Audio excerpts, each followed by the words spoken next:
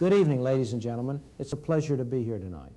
Let's talk about something that may well be the most important economic and moral question of our time: why free markets are the greatest engine of human progress ever devised. Now, that's a bold claim, and in academic circles, bold claims are supposed to be hedged and qualified and surrounded by footnotes.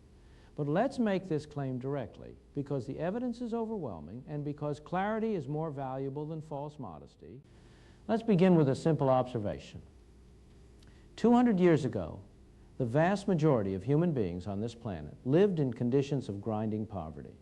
Not relative poverty, not the kind of poverty where you can't afford the latest TV set, but absolute poverty, the kind where you don't know if you'll have enough to eat tomorrow, the kind where your children die before the age of 5, the kind where life expectancy was perhaps 30 or 35 years. Today, despite a population that has grown sevenfold, the average person on this planet is vastly better off than the average person was in 1800. Life expectancy has more than doubled, infant mortality has plummeted, literacy has spread to billions, and the percentage of humanity living in extreme poverty has fallen from something like 90% to under 10%. Now, what happened? What changed? Did human beings suddenly become smarter? Did we discover some new natural resource that transformed our condition? Did governments become wiser and more benevolent? No. What happened was the emergence and spread of free market capitalism, first in Britain, then in Western Europe and North America, and increasingly around the world. Wherever markets have been allowed to operate with reasonable freedom, prosperity has followed. Wherever markets have been suppressed, stagnation and poverty have persisted. This is not a coincidence. It is not an accident of history. It reflects something fundamental about the nature of human cooperation in the creation of wealth. Let's explain what we mean by a free market. A free market is simply an arrangement in which individuals are free to engage in voluntary exchange. You have something another person wants, that person has something you want. You agree on terms and you trade. Nobody forces either party to make the exchange. Nobody tells you what terms you must accept. Both parties are free to walk away if they don't like the deal. That's it. That's the essence of a free market. It sounds simple, almost trivial, but this simple arrangement has consequences that are nothing short of miraculous. Consider the ordinary pencil. This example has been used many times because it illustrates the point so beautifully. Look at a simple wooden pencil, the kind you can buy for a few cents at any store. Nobody in the world knows how to make this pencil. Now, that sounds absurd. Of course, somebody knows how to make a pencil. But think about it. The wood comes from a tree, probably a cedar tree from somewhere in the Pacific Northwest. To cut down that tree required a saw. To make that saw required steel. To make that steel required iron ore from a mine somewhere and coal from another mine and the knowledge of how to smelt them together. The graphite in the center comes from mines in Sri Lanka or Mexico. Getting it here required ships which required more steel and rubber and countless other materials, each of which had its own chain of production stretching back and back. The yellow paint, the metal ferrule, the rubber eraser, each of these has a similar story, a chain of production involving thousands, perhaps millions of people around the world, most of whom have never met each other, most of whom don't speak the same language, many of whom might even dislike each other if they did meet. And yet this pencil gets made. Not only does it get made, but it gets made so efficiently that it costs almost nothing. The real price of a pencil, adjusted for inflation, and the time it takes an average worker to earn enough to buy one has fallen dramatically over the past century. How does this happen? No single person or committee directed all these activities. No government bureau assigned quotas and allocations. Nobody drew up a master plan for pencil production, and yet millions of pencils are produced every day, and they show up in stores exactly where and when they're needed. The answer, of course, is prices. The free market price system coordinates all of this activity without any central direction. When the price of cedar rises, sawmills are encouraged to produce more. When it falls, they produce less.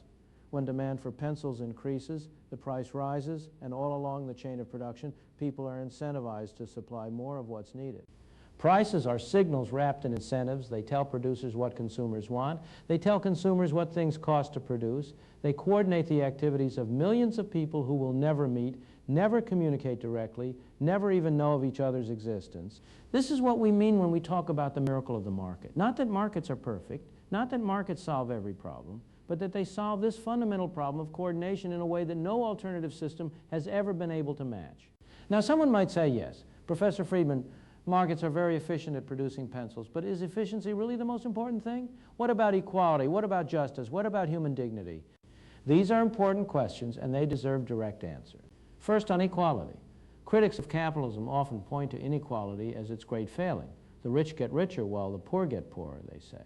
But this is simply not supported by the evidence. Under capitalism, some people do get very rich. That's true. But the poor don't get poorer. They get richer too. Perhaps not as rich as the rich, but vastly better off than they were before. The rising tide of capitalist prosperity has lifted all boats. Consider the average working class family in America today compared to a century ago. They have central heating and air conditioning.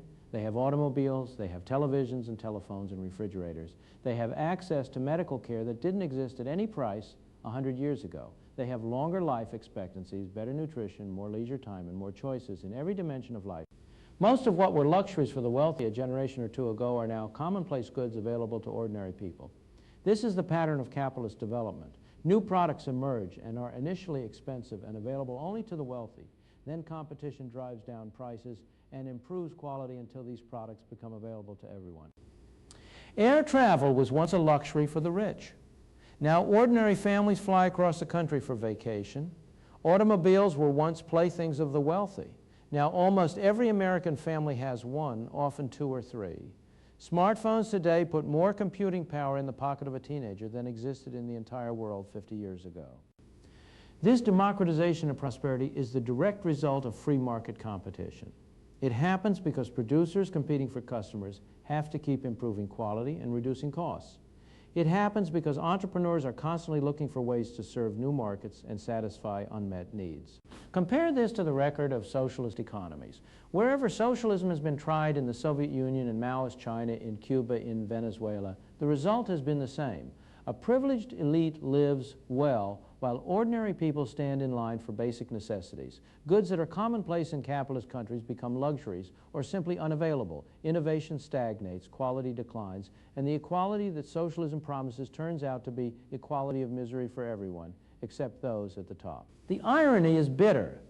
Capitalism, which makes no promises about equality, delivers rising prosperity for all. Socialism, which promises equality, delivers poverty for the masses and privilege for the few. But let's go further. Free markets are not only efficient and prosperity generating, but also moral. They are consistent with human dignity in a way that no alternative system is. What is the essence of a market transaction? It is voluntary exchange between consenting adults. Each party enters the transaction because they expect to benefit. If either party doesn't expect to benefit, they don't have to participate. Nobody is forced to buy, nobody is forced to sell. The transaction happens only because both sides see it as advantageous. Contrast this with the essence of government action. Government action ultimately rests on coercion. It rests on the ability to compel compliance through force or the threat of force. Pay your taxes or go to jail. Obey the regulation or face penalties. This is not a criticism of all government action. Some government functions may be necessary and justified, but we should be clear about the fundamental difference. Markets are based on persuasion and mutual benefit. Government is based on compulsion and the threat of punishment. Now, which of these is more consistent with human dignity? Which treats people as responsible adults capable of making their own decisions? Which respects the individual's right to pursue their own conception of the good life? The market does. The market says to each person, you are free to make your own choices, you are free to pursue your own goals, you are free to enter into whatever arrangements you find beneficial, and you must accept responsibility for the consequences of your choices. The paternalistic state says something very different. It says, we know better than you what is good for you. We will make the important decisions. We will protect you from your own choices. And if you disagree with our judgment, too bad, we have the power to compel your compliance. Human freedom matters, not despite a commitment to human welfare, but because of it. Free individuals making their own choices, pursuing their own goals, will generally make better decisions about their own lives than any government bureaucracy, no matter how well-intentioned. Now, let's anticipate some objections because they come up again and again. But what about market failures, people ask? What about pollution and externalities? What about monopolies? What about information asymmetries? These are real phenomena, and they shouldn't be dismissed. But consider several observations. First, the existence of market failures does not automatically justify government intervention. Government also fails. Government failures may be just as serious as market failures and often more serious because government failures are harder to correct. A business that fails to serve its customers goes bankrupt.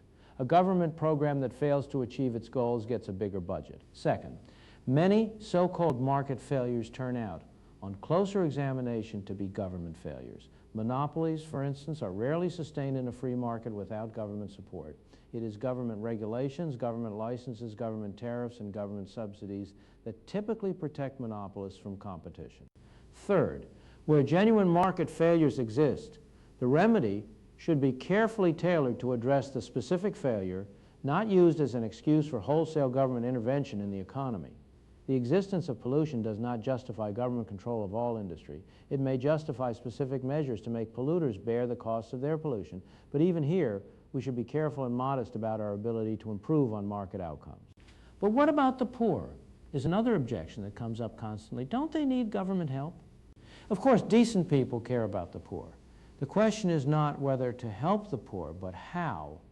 And the contention here is that free markets have done more to help the poor than any government program ever has or ever will, not through charity, though private charity is valuable, but through the ordinary operation of markets by creating jobs, raising productivity, lowering prices, and expanding opportunities. The great virtue of free markets for the poor is that they offer a path upward. They offer the possibility of improving your condition through your own efforts. They reward enterprise and initiative. They create the jobs that allow people to support themselves and their families with dignity. Government welfare programs, by contrast, too often trap people in dependency. They create incentives not to work, not to save, not to form stable families. They treat the poor as objects of pity rather than as capable human beings who can improve their own lives if given the chance.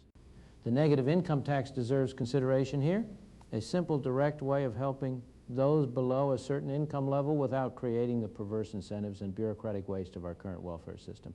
Give people cash and let them decide how to spend it. Trust them to know their own needs better than some social worker in Washington. But what about essential services, people ask? Surely education and health care should not be left to the market. The intuition behind this objection is understandable, but it reflects a misunderstanding of how markets work. Markets are not just about profits. Markets are about choice and competition.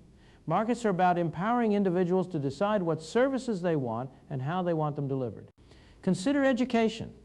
We have in this country a government monopoly in education, at least at the primary and secondary level. Parents have very little choice. They are assigned to a school based on where they live, and if they don't like that school, their only option is to pay twice. Once through taxes for the public school they don't use, and again for a private school. This system does not serve children well. It serves the education bureaucracy. It serves the teachers' unions. It serves everyone except the people it's supposed to serve. School vouchers offer a better way, giving parents the money and letting them choose where to send their children. Let schools compete for students. Let parents decide which schools are doing a good job and which aren't. The schools that serve students well will thrive. The schools that don't will have to improve or close.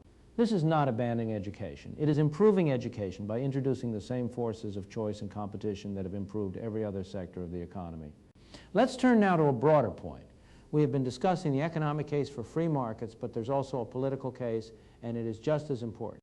Economic freedom and political freedom are intimately connected. You cannot have one without the other.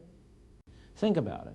If the government controls all economic activity, if the government decides who works where, what gets produced, what wages are paid, then the government has enormous power over every aspect of life. You cannot criticize the government if the government controls your job. You cannot support opposition movements if the government controls whether you eat. This is not theoretical speculation. We have seen it happen in country after country. Wherever economic freedom has been suppressed, political freedom has followed. The Soviet Union, Maoist China, Cuba, North Korea, every totalitarian state in history has also been a state that controlled its economy. The converse is also true. Economic freedom creates independent centers of power. It creates a private sphere where individuals can live their lives without government permission. It creates the material basis for civil society, for independent organizations, for a free press. This is not to say that economic freedom automatically produces political freedom. There can be economically free societies that are not fully democratic, but economic freedom is a necessary condition for political freedom. It may not be sufficient, but it is necessary.